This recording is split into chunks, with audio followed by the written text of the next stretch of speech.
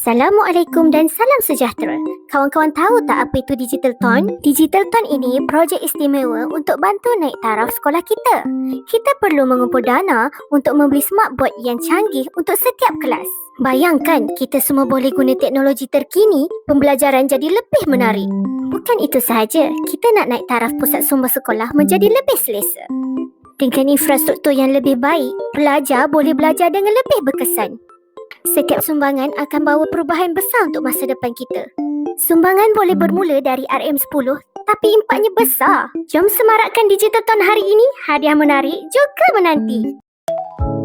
Hai kawan-kawan, saya adalah telefon pintar anda. Hari ini saya akan tunjukkan cara-cara menggunakan Digital Ton. Anda sudah bersedia? Jom kita belajar sama-sama. Ini adalah kad Digital Ton anda.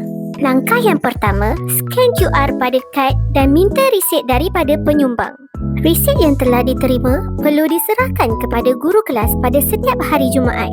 Untuk secara tunai pula, duit yang diterima dari penyumbang perlu diserahkan kepada guru kelas pada setiap hari Jumaat. Jangan lupa tulis nama, jumlah duit serta tanda tangan pada kad Digital Ton.